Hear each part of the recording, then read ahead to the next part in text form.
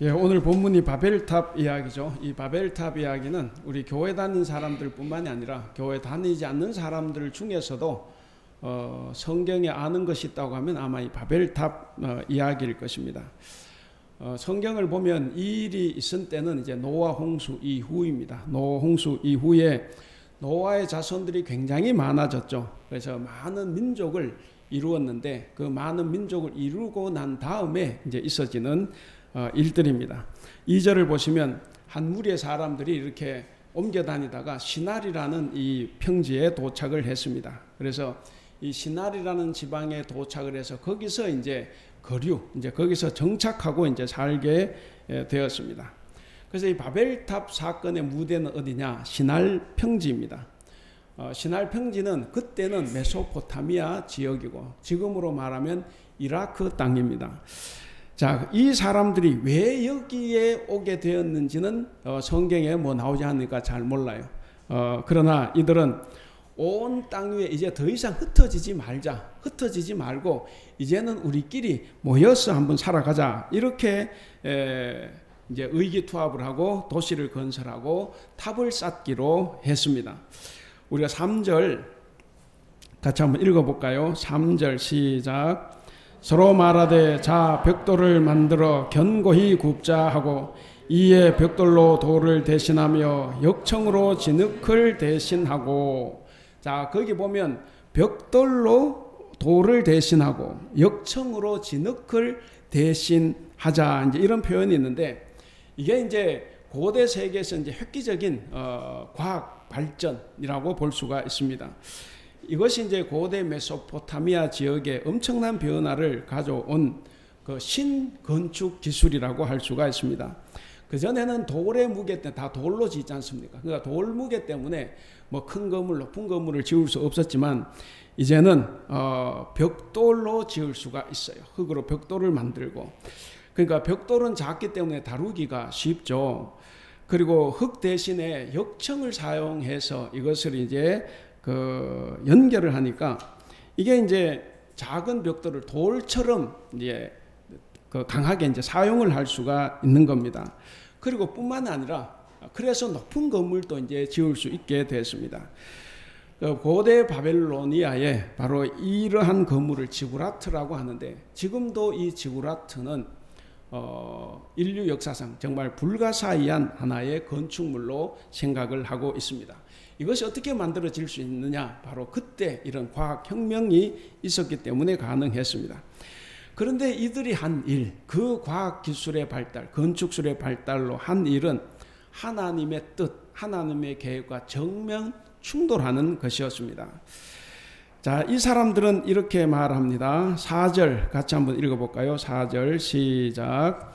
또 말하되 자 성읍과 탑을 건설하여 그 탑 꼭대기를 하늘에 닿게 하여 우리의 이름을 내고 온 지면에 흩어짐을 면하자 하였더니. 자, 도시를 세운다. 그 성을 건축한다 이 말인데 도시를 세운다는 말인데 도시를 세운다는 것은 뭡니까?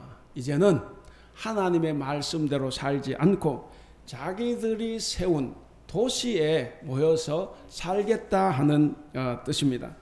그러니까 도시를 세우는 목적이 뭡니까? 그러니까 도시를 세우는 목적은 흩어지지 않고 함께 살기 위해서라는 거죠. 그러니까 여기서는 도시가 좋다 나쁘다가 아니에요. 도시가 좋고 나쁘고를 말하는 것이 아니라 하나님을 거역하고 있다는 것이 이제 중요한 문제입니다. 또한 사람들은 탑을 건설하는데 그 탑 꼭대기를 어떻게 한다고 합니까? 하늘에 닿게 하자 이거죠. 하늘에 닿게 하자. 그러니까 하늘에 닿게 한다. 또 이 말은 무슨 뜻이겠습니까? 당연히 이 말은 스스로 하나님이 되겠다. 스스로 신이 되겠다라고 하는 의도입니다. 창세기 3장에 아담과 하와가 범죄한 것 알죠? 왜 선악과를 따먹었습니까? 선악과를 따먹은 것은 하나님처럼 되기 위해서였죠. 그런데 지금 이 탑을 쌓고 있는 사람들 역시도 하나님처럼 되고자 하는 욕심이 있습니다. 그래서 이제는 스스로 우리가 신이 되자. 스스로 신이 되어서 하나님 없이 우리끼리 자유롭게 한번 살아보자 하는 그런 뜻을 가지고 있습니다. 그래서 우리가 읽은 4절, 이 인간이 쌓은 바벨탑 사건에는 인간이 얼마나 교만하냐 하는 것이 이제 두 가지로 나타납니다. 첫 번째 교만은 우리의 이름을 내고라는 말에서 드러납니다. 구약 성경에서 이름이 굉장히 중요하죠. 이름 짓는 것, 장명이 대단히 중요한데, 이 장명은 장명 받는 자에 대한 장명권자의 지배권과 소유권을 의미합니다. 뭐 자식이 엄마 아빠 이름을 짓는 것은 아니겠죠. 엄마 아빠나 이제 할아버지가 이제 대체로 이름을 지어 주는데, 자, 사람의 이름을 누가 지었습니까? 너는 남자고 너는 여자다. 누가 지었습니까? 하나님이 지어 주셨어요. 동물의 이름은 누가 지어 줬습니까? 하나님께서 동물을 끌고 와서 아담 앞에 세웠습니다. 그래서 아담이 동물의 이름을 붙였습니다. 왜냐? 그 소유권, 지배권 때문에 이제 그런 거죠. 창조는 하나님이 하셨지만 동물을 이제 거느리고 살아야 될 거는 이제 인간이기 때문에 이제 그렇게 한 거죠. 자, 그런데 이제 사람들은 스스로 자기 이름을 자기가 짓겠다 하는 겁니다. 따라서 자기 스스로 이름을 지으려고 했던 이 사람들은 이제는 그 누구의 지배도 받지 않겠다. 자신들의 운명은 이제 하나님 없이 알아서 우리가 개척하겠다라는 그런 의지를 강하게 담고 있습니다. 탑을 하늘 높이 쌓을 만큼 당시로서는 고도의 문명이 발달했습니다. 고도로 문명이 발달한 그 국가를 이루었지만 이제는 자기들의 능력으로 모든 것을 다 할 수 있다. 이제는 우리의 능력으로 하나님의 도움 없이 살아갈 수 있다라고 여긴 겁니다. 오늘날도 비슷하지 않습니까? 과학이 발달하면 발달할수록 또 아주 훌륭한 과학자일수록 이제 신이 없다고 말을 하죠. 과학이 그냥 최고인 거죠.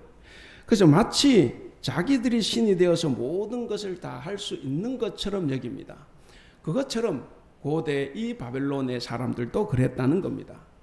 이제는 하나님의 통치에서 벗어나서 하나님 없이 우리끼리 사람들끼리 자유롭게 사는 것, 그런 사람이 되어서 살겠다. 그러니까 곧 내가 하나님 되어 살겠다라는 뜻입니다. 여러분, 이렇게 해서 자기 이름을 드러내는 것, 이것이 이제 첫 번째 교만입니다. 자, 우리가 여기서 생각해 볼 문제가 하나 있습니다. 여러분, 우리도 다 세상에서 우리 이름을 드러내보고 싶지 않습니까? 다 우리 이름을 드러내고 싶어요. 근데 왜 자기 이름을 드러내는 것이 잘못입니까? 우린 사람을 만나면 먼저 인사를 하고 명함을 주고 받습니다. 그리고 자기를 이제 소개를 하기도 합니다. 어떤 사람 명함 되면 별의별 이력도 다 적어 놓은 사람도 있었는데 어쨌든 자기를 알려보려는 시도죠. 그래서 누구나 다 세상에서 자기 이름을 드러내고 살고 싶은데, 그러다 보니까 사람들은 모두가 다 자기를 속입니다. 모두가 좋은 말로 자기의 마음을 잘 감추고 있지만 그러나 그 속에는 자기의 욕망을 채우고 싶어하는 마음이 가득합니다. 비록 겉으로는 내가 아닌 척해도 그 마음은 내 자신을 드러내고 뭔가 내 욕심을 이루고 싶어 합니다. 그래서 누구나 다 할 것 없이 실속을 차리려고 합니다. 우리가 이제 선거가 끝났는데 많은 정치인들이 정의를 말합니다.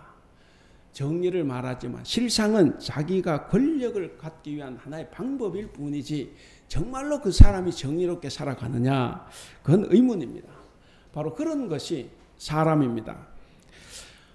우리가 이제 화요일 날마다 성경 공부를 하는데, 화요일 성경 공부반에서 지난주에 열왕기하 5장에 나오는 나아만 장군과 그리고 엘리사에 대해서 공부를 했습니다.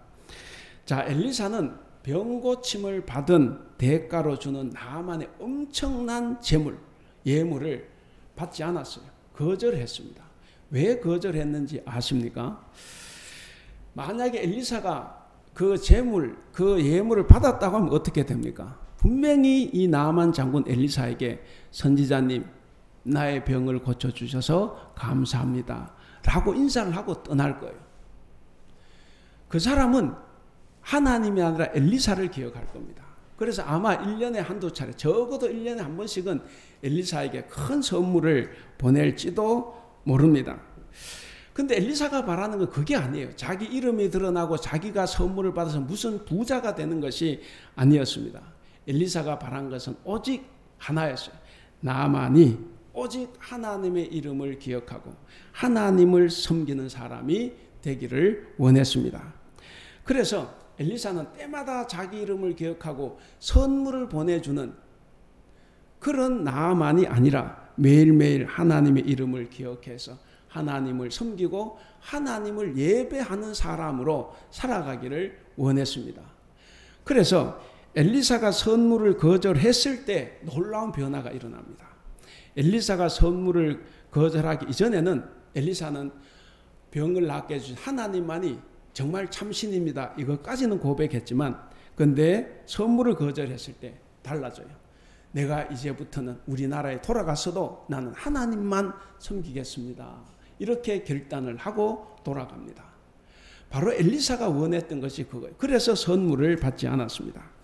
그런데 오늘날 우리 한국교회 많은 목사들은 병을 고칠 때 은근히 자기가 고친 것처럼 말하고 자기는 그렇게 말하지 않았는데 사람들은 그렇게 생각을 해요.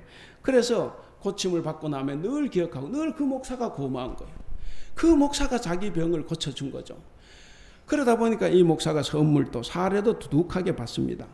어떤 목사는 하나님의 은혜로 우리 교회가 이렇게 커졌다고 말은 하는데 자기가 키운 교회니까 남에게 못 줘요. 그래서 자기 이름을 드러내고 아들에게 대물림을 합니다.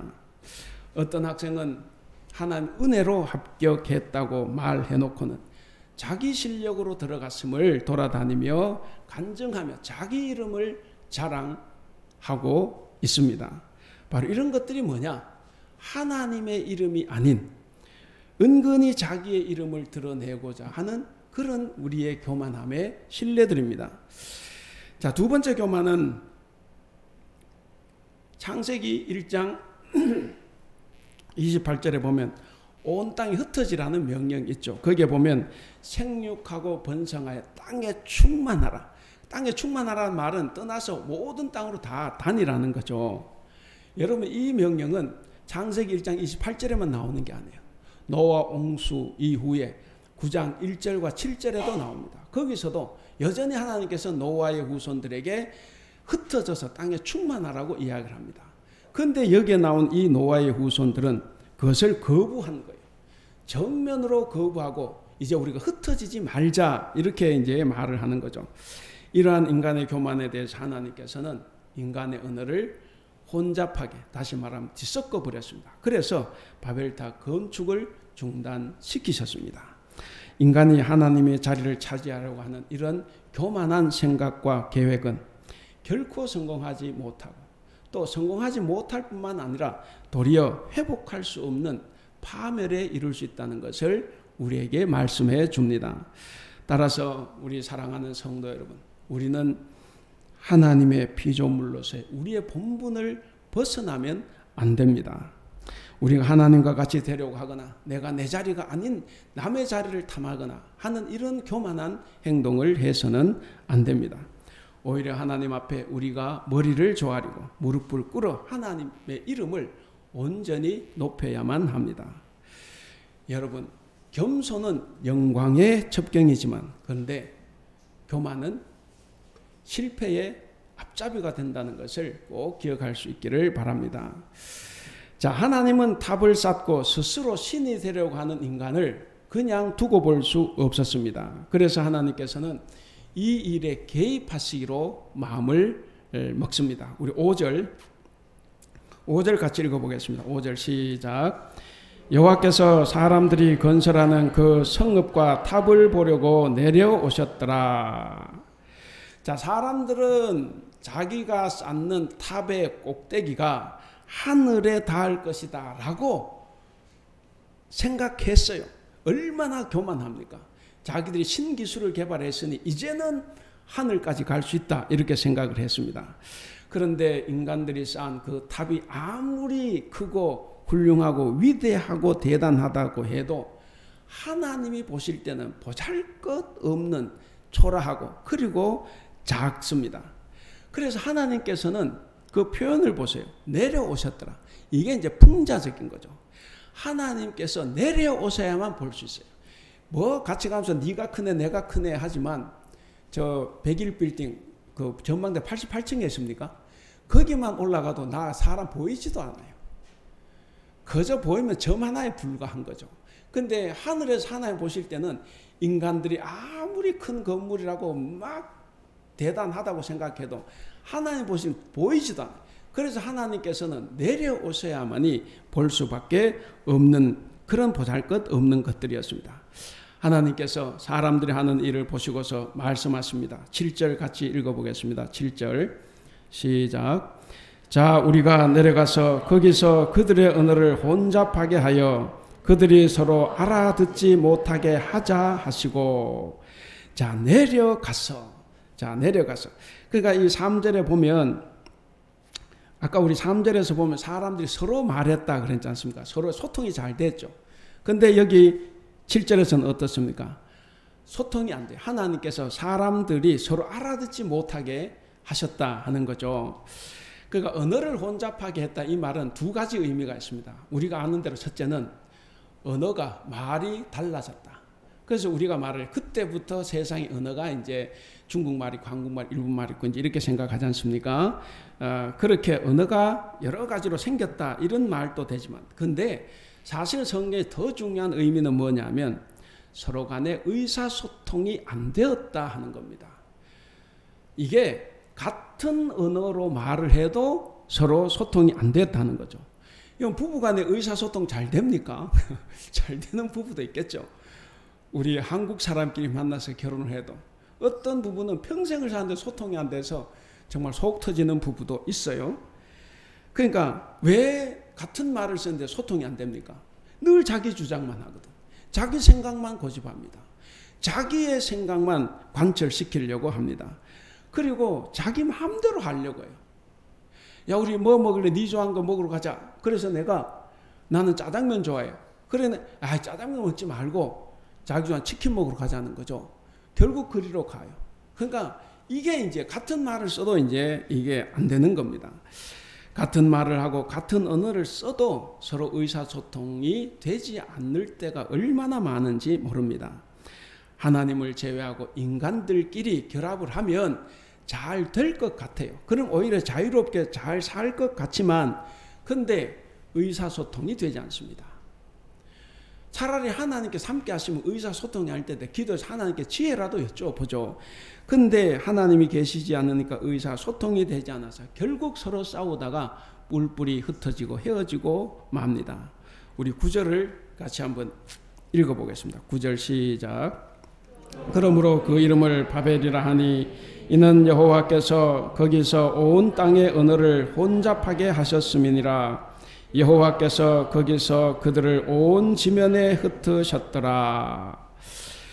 자, 그러니까 이 바벨론의 이 사람들은 말이 달라서 흩어졌다기보다는 서로 생각이 다르고 마음이 맞지 않으니까 말이 통하지 않는 거예요. 말이 통하지 않으니까 같이 있을 수 없게 돼서, 그래서 사실은 뿔뿔이 흩어졌다는 것이 더 맞을 겁니다. 자, 그래서 이 사람들은 온 땅에 흩어지지 않기 위해서 서로가 한 곳에 모여 살기 위해서 이제 도시도 건설하고 이제 탑도 건설해서 이제는 하나님이 되겠다 하는 거죠. 근데 뭡니까? 같이 모여 살기 위해서 도시를 건설하고 탑을 건설했는데 오히려 그것 때문에 결국은 망하고 말았습니다. 오히려 그것 때문에 뿔뿔이 흩어지게 되고 말았습니다.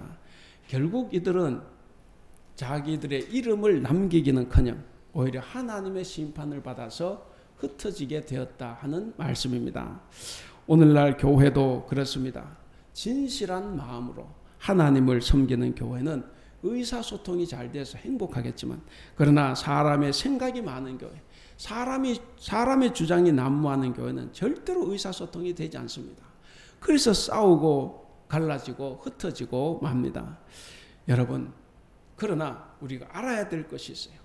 중요한 것이 뭐냐면 이 하나님의 처벌은 동시에 보호 조치이기도 하다 하는 말씀입니다. 자, 하나님 없이 인간들만 결합할 때 정말 잘 될 것 같지만 결국 누구의 종이 되고 말 거예요. 정말 인간들끼리만 결합하면 무슨 일이든 다 저지를 수 있을 것 같습니다. 그래서 하나님께서 정말 이 인간들을 그냥 방치를 하면 타락이 더 심해질 거예요. 타락이 더욱 심해지면 하나님의 벌도 더 엄해질 겁니다. 그래서 하나님은 더 혹독한 처벌을 내리지 않기 위해서 개입을 하십니다. 우리 6절 같이 읽겠습니다. 시작.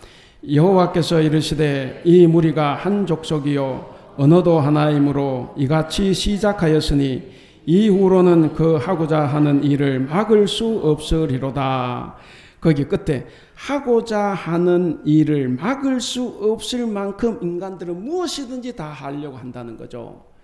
무엇이든지 다 하려고 하는 이런 인간의 단결은 결국 인간을 다 파멸시키고 말 겁니다. 여러분, 사람에게 힘을 줘놓으면 다 잘 될 것 같죠. 근데 그 힘이 결국에는 자기를 안위하고 상대방을 죽이는 힘으로 갈 수밖에 없어요. 그게 인간의 한계입니다. 따라서 하나님은 인간의 의사소통의 수단인 언어를 혼잡하게 하는 방식으로 그들을 처벌을 하십니다. 그러나 이 언어의 혼잡과 그리고 이로 인한 인류의 분산은 죄에 대한 처벌인 동시에 하나님의 보호 조치였다는 것을 우리가 꼭 기억을 해야 됩니다. 그래서 여기서 나오는 하나님의 심판은 큰 심판을 모면하게 하도록 하기 위한 하나님의 은총에 의한 배려다 하는 것을 우리가 기억해야 합니다. 그러므로 우리 사랑하는 성도 여러분, 저와 여러분들도 고난을 받을 때, 징계를 받을 때 하나님을 원망하기보다는 그 징계 이면에 있는 하나님의 마음을 우리가 봐야 됩니다. 그 징계 이면에 있는, 처벌 이면에 있는 하나님의 사랑을 발견하고 오히려 감사함으로 그 징계를 받아들일 수 있어야 합니다. 여러분, 하나님께서는 우리에게 계속 기회를 주시는 겁니다. 그래서 우리가 하나님께 잘못을 깨닫고 회개할 때 하나님께서는 오히려 그것을 더 기뻐하십니다. 만약 하나님께서 인간이 쌓는 이 탑, 인간을 막지 않으셨다면 어떻게 됐겠습니까? 아까 말씀을 계속 드렸습니다. 계속 좋아지겠습니까? 아마도 사람들은 자기 한계, 자기가 지켜야 할 선이 있는데 그 선을 넘어갈 것이고, 그래서 걷잡을 수 없는 불행이 일어날 것입니다. 가정이나 직장 다 마찬가지지 않습니까? 사람은 서로 선이 있어요. 근데 그 선을 누군가 넘으면 힘들어지죠. 인간이 그렇게 된다는 겁니다. 신이 된 사람은 그 권력을 가지고 다른 사람들을 다 노예로 부릴 것입니다. 세상 일도 다 마찬가지입니다. 오늘날 러시아를 보면 그렇지 않습니까? 뭐 중국을 봐도 그렇고 간혹 미국을 봐도 그래요. 정말 저 나라에게 온 힘이 다 있다고 하면 아마 세계를 다 식민지화시키는 것이 아닌가, 이런 생각도 들어갑니다. 여러분, 고대 이집트의 바로 황제 파라오 어떤 사람입니까? 파라오는 라오의 아들인데, 라오는 태양신이에요. 그러니까 바로는 태양신의 아들이죠. 그러니까 자기가 신인 거예요. 그래서 모든 사람들을 전쟁을 해서 사람 다 불러가지고 다 노예로 만들어버리죠. 로마 황제 어떻습니까? 초기 교회가 황제 숭배 때문에 얼마나 박해를 많이 받았습니까? 그러니까 로마 황제도 마찬가지죠. 힘이 있으니까 자기를 신이라고 하고 그리고 나라를 무찌르고 다 노예로 부립니다. 이것이 바로 사람들이 하는 일이에요. 그래서 사람이 신이 된다는 것, 이게 우리에게 행복을 가져다 줄 것 같지만 절대로 그렇지 않다는 겁니다. 오히려 사람이 신이 되는 순간 측근 몇몇 사람들이 높은 자리를 차지하고 다른 사람들을 노예로 삼아서 자기 마음대로 다스리지만 자기들은 기쁨이 충만할 것입니다. 그래서 하나님은 그 일을 막는 거예요. 그 몇 사람 때문에 수많은 연약한 사람들이 노예로 살아가야 되기 때문에. 근데 여기 중요한 것이 있습니다. 중요한 것은 언어가 다르게 된 것, 그것이 결코 저주가 아니라는 거예요. 결코 나쁜 일만은 아니다 하는 겁니다. 오늘 우리가 이 말씀을 이해하려면 사도행전 2장에 나오는 말씀과 함께 봐야 합니다.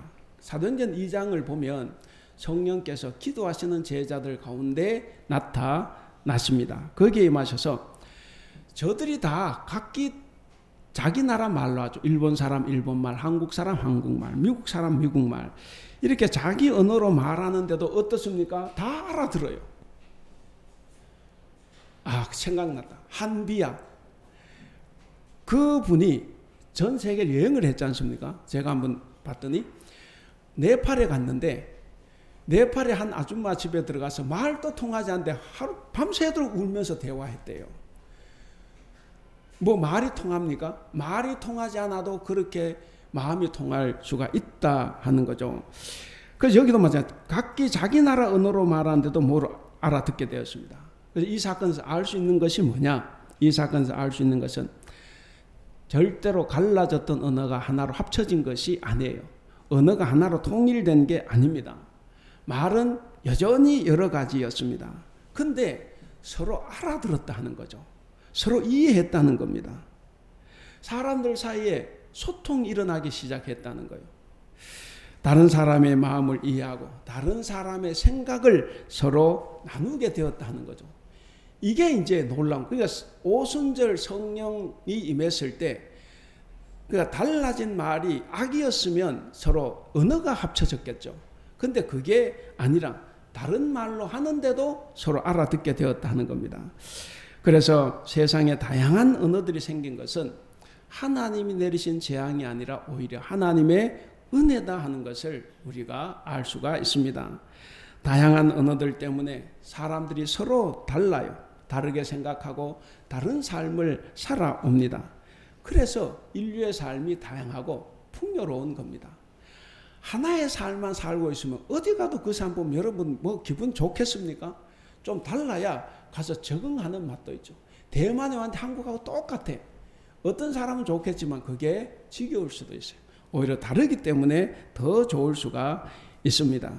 그래서 다양성은 재앙이 아니라 은혜입니다. 교회도 마찬가지예요. 교회도 다양한 사람들이 모였습니다. 사실 우리 교회는 그렇게 다양하지만은 않아요. 대저 주재원들이 이제 많고 그래서 다 이렇게 직장생활 하는 들이라 그럼에도 불구하고 그래도 다양한 거죠. 군인교회 가면 뭐 다양합니까? 다 군인들만 나와서 부대장 중심으로 다 이제 거기도 움직이는데, 예, 다양하지 못해요. 제가 대학교에 10년 있었는데, 대학교에도 학교 직급에 따라 가지고 그것 오면 또 달라져요. 직급에 따라서 교회도 이렇게 장로가 되고 막 이래. 그러니까 좀 안 해. 그러니까 교회는 서로 다른 사람이 모였다 하는 거죠. 그래서 풍성합니다. 그러다 보니 생각도 다르고 생김새도 다르고 사회적인 지위도 다르고 가진 것도 달라요. 그것이 은혜고 그런 곳에 은혜가 넘쳐납니다.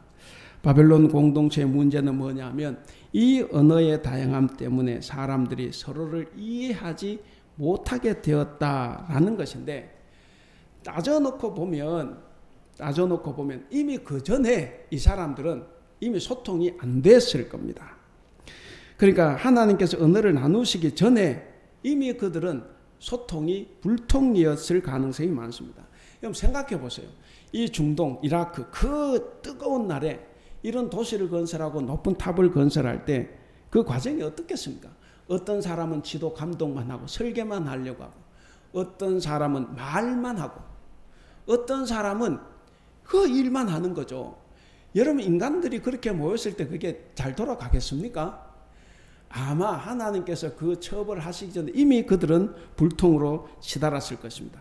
그래서 자동으로 그들에게는 시비가 일어났고 싸움이 일어나서 결국 서로 의사소통이 안 되었을 겁니다. 그래서 오늘 본문 이 바벨탑 사건에서 중요한 것은 뭐냐면 소통의 문제입니다. 소통이 되지 않으면 사람과 사람, 사람과 하나님 사이가 파괴되고 무너지고 가로막힙니다. 서로 갈등하고 서로 분열하고 결국에는 같은 공동체 안에서 서로 적이 되고 말 겁니다. 다른 사람의 말을 알아듣지 못하면 결코 그 사람의 마음을 이해를 못합니다. 그러니까 관계가 깨질 수밖에 없어요. 우리 그런 말 잘 하지 않습니까? 글을 읽을 때는 행간을 읽고 사람의 말을 들을 때는 그 마음을 들어라. 그러지 않습니까? 그렇게 할 때 우리가 관계가 맺어지는데, 근데 누가 말을 해도 알아들을 수가 없어요. 그 마음이 아니니까. 그렇게 살면 결국 이웃도 없고 친구도 없습니다. 그저 혼자 고독하게 살다가 혼자 고독하게 죽어가게 됩니다. 바로 소통이 되지 않으면 그렇게 되고 맙니다. 사도행전 2장에 이 성령 강림절 사건이 있었던 사건, 이 성령의 역사는 뭐였냐면 바로 이 바벨론 탑 사건으로 해서 소통이 단절된 것이 이제 소통을 열어주는 사건이 되었다 하는 겁니다. 언어가 하나로 통일된 것도 아니고 다른 나라 말을 내가 유창하게 한 것도 아니고, 그리고 거기 모인 사람이 다른 나라 말을 알아듣는 것도 아니었어요. 그냥 말은 다 달랐어요. 그런데 통하게 됐다 하는 거죠. 성령께서 시작하신 교회는 그렇게 말이 통하는 교회였습니다. 그래서 초기 교회 성도들은 자기 재산을 자기 재산으로 여기지 않고 교회 앞에 가져다 놓을 수가 있었습니다. 여러분, 서로 마음이 통하니까, 말을 들을 수 있고 마음이 통하니까 이런 일을 할 수 있는 거지, 마음이 통하지 않는데 어떻게 자기 재산을 교회로 가지고 나올 수가 있겠습니까? 그래서 우리 성도 여러분, 지금 우리에게도 소통이 대단히 중요합니다. 특히 지금처럼 코로나가 이 3년째 계속되고 있는데 우리의 건강도 힘들고 생업에도 여러 가지 힘든 시기입니다. 그렇기 때문에 우리는 더더욱 서로 이해하고 서로 알아듣고 서로 보듬어주는 그런 소통이 필요합니다.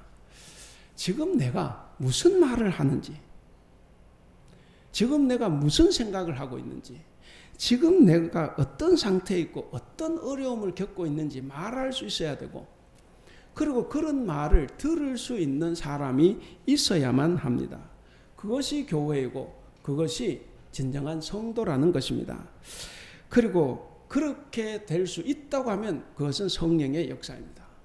그렇게 되지 못하는 것은 우리 인간의 역사입니다. 이제 말씀을 맺겠습니다. 오늘 제목 같이 한번 읽겠습니다. 시작. 그리스도인 소통이 되는 사람. 사랑하는 우리 성도 여러분, 하나님은 인간의 범죄와 타락을 다 막아주시고 오히려 다양성이라는 선물을 우리에게 허락해 주셨습니다. 그래서 우리 성령께서는 다양성 속에서 서로 소통하게 하셨습니다. 다 나처럼 만들려고 하지 마세요. 우리는 그걸 좋아해요. 그래서 우리는 자꾸 독재자를 그리워합니다. 교회도 독재자를 원할 때가 많아요. 그냥 딱 해서 다 와, 이렇게 다 따라가고 힘들거나 싫거나 말거나 따라가는 걸 원하는데 그건 인간의 역사예요. 성령의 역사는 다양성 속에서 이루어져 가는 겁니다. 이제 우리는 나와 다른 사람들을 소중하게 여기고 서로 말하고 양보하고 손잡고 함께 살아가야 합니다. 나와 다르다고 해서 절대로 틀렸다고 말하지 말고, 내 생각과 다르다고 해서 무시하거나 싫어하지 말고, 나와 다른 성정을 가졌다고 해서 차별하거나 비난하지 말고, 오히려 나와 다르기 때문에 좋은 거예요. 나와 다르기 때문에 나를 볼 수 있는 겁니다. 나와 다르기 때문에 저 사람을 이해할 수 있는 거예요. 그래서 나와 다르기 때문에 오히려 더 소중하게 여기면서 서로 이해하고 양보하고 서로 끌어안음으로써 소통하기 위한 노력을 우리는 계속해야 합니다. 사랑하는 우리 대북교회 성도 여러분, 그리고 또 영상으로 함께 예배하는 성도 여러분, 오늘 성령 강림절은 우리 안에서 소통이 이루어지기 시작하는 날입니다. 그러므로 성령 강림절을 기념하는 이 주일에 우리가 간절히 소원할 것이 있습니다. 그것은 바로 성령의 역사가 우리에게 강하게 나타나기를 기도해야 합니다. 성령의 역사가 우리 가운데 강하게 나타나셔서 우리 가정에서, 그리고 우리의 직장과 일터에서, 그리고 우리 교회에서 소통의 역사가 일어나서 맺힌 인간관계가 다 풀리고, 그리고 꼬인 삶의 문제가 펴지고 우리의 멈춰선 신앙의 문제가 새롭게 출발할 수 있기를 주님의 이름으로 축원합니다.